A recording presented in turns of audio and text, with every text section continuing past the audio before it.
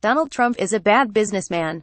There's no arguing that he's not. If he'd taken the money his father gave him and dumped it all in totally average mutual funds, he'd be better off today than he is after a lifetime of half-baked dealings that have bankrupted himself and others and shorted taxpayers. In order to survive his terrible deals, reporters who've looked at Trump's dealings after the 2016 election have found that he's relied on graft and shady partnerships. In a new podcast with Slate, The New Yorker's Adam Davidson breaks down what he's learned from spending the last year looking at Trump business dealings around the world. Davidson says other reporters who've done the same have found it increasingly shocking just how flagrant the Trump Organization was in dealing with the shadiest, frankly, in cases, purely evil, people whose business schemes involved making money in wildly illegal and corrupt ways.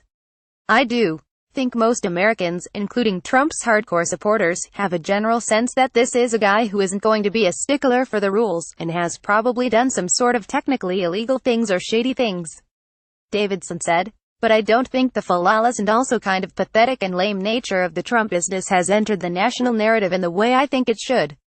Davidson's research has shown him just how much white-collar crime goes unpunished in this country. There are only a handful of cases a year, he says, and often those are corporations turning over low-level employees to avoid larger sanctions.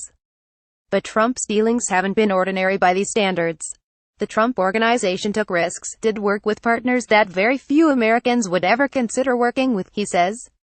So I don't want to give the impression that he's just run-of-the-mill, he's just like everybody else, because that's something I hear a lot, and that always drives me crazy. He's not. Which brings us to Cohen. Cohen was a dealmaker who scouted shady deals for the president, Davidson says, and he therefore knows a lot. Once we got to Michael Cohen and the raid and information that they've been monitoring his email and, presumably, his phone traffic for months, that told me that there is no post-crisis phase of the Trump presidency, he says. We now have 2 investigations. And this new one, the one that involves Cohen, is going to get a lot closer to the core of who Trump is. It takes a long time for national narratives to shift and change. But they do eventually shift and change. I think this one will shift to a very different understanding of who this Donald Trump guy is. You can listen to the podcast here.